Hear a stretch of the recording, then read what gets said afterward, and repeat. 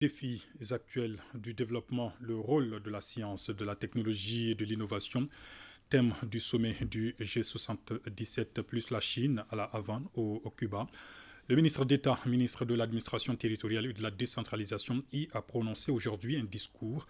Colonel Abdoulaye Maïga a réaffirmé l'engagement du Mali à coopérer avec l'ensemble des partenaires dans le strict respect des principes qui guident désormais l'action publique au Mali. Correspondance particulière de Aïssata Ibrahim Maïga.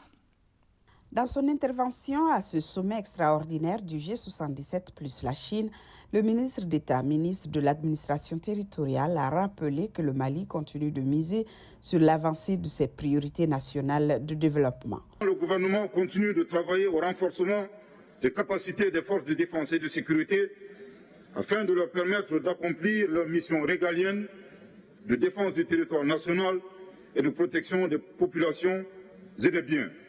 Les efforts consentis dans ce domaine donnent des résultats très appréciables. Plusieurs terroristes et leurs sanctuaires ont été neutralisés ou détruits, des armes, des munitions et des moyens de communication saisis, plusieurs terroristes dont des chefs arrêtés. L'occasion me paraît propice de remercier ici chacun des pays membres du groupe des 77 plus la Chine pour le rôle qu'ils ont bien joué dans la lutte contre l'insécurité dans mon pays.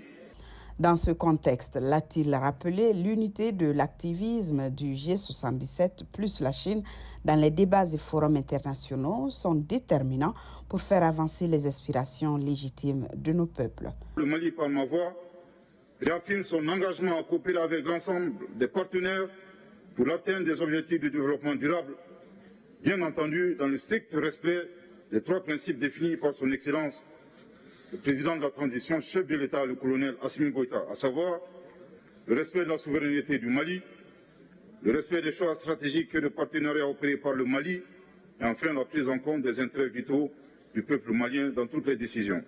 Le chef de la délégation malienne a également évoqué l'importance des échanges au sein du groupe. Selon lui, cela aiderait à identifier les points de convergence et explorer des mécanismes et initiatives qui contribueraient à la complémentarité entre les pays du Sud sur les principales questions d'intérêt commun.